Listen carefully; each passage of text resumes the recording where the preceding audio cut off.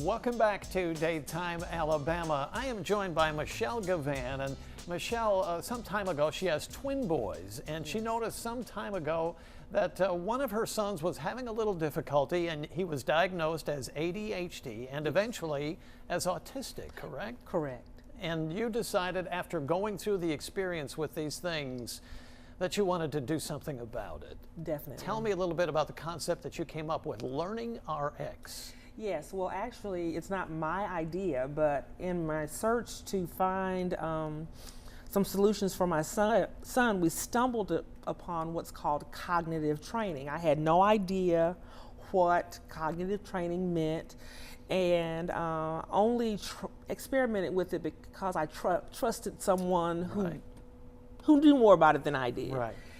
And so after my son was involved with about 3 or 4 months of their version of cognitive training, my husband and I noticed a lot of improvements academically, socially. Because he had high functioning autism, he struggled with having a relationship with his twin brother. They began to have more of a relationship. Wow, that's and wonderful. so we knew that the only thing that had changed during that time was the introduction of cognitive training. Right, so we're talking about ADD, ADHD, we're even talking about brain trauma type situations in some cases. Anything that autism. affects, oh gosh, yes.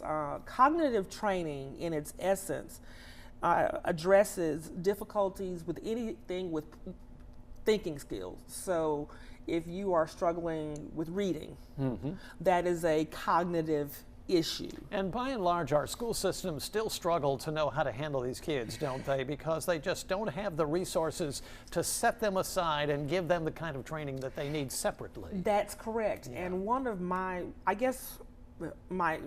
true mission is to introduce Learning RX to educators, because part of my journey toward Learning RX involved pursuing a master's in special education.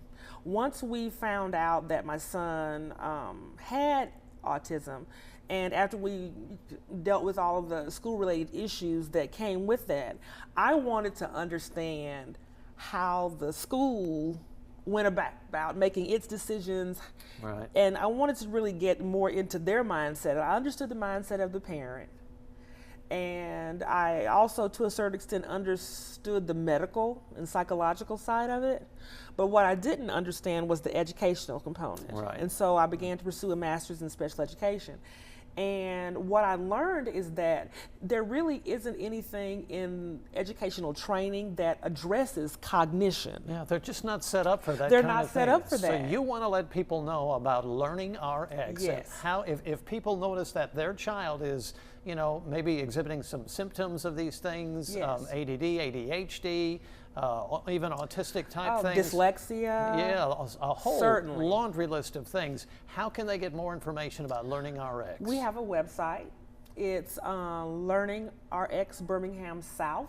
If you just type that in to your search engine, you will pull up our local site. Okay. You can certainly call us at 970-2070. Okay.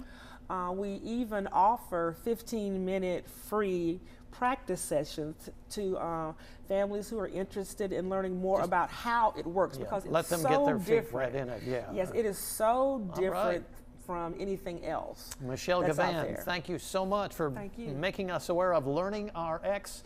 This is something that is becoming so common with our young people Yes. these days. Thank you, Michelle, and Daytime Alabama will come right back. Stay with us. Thank you.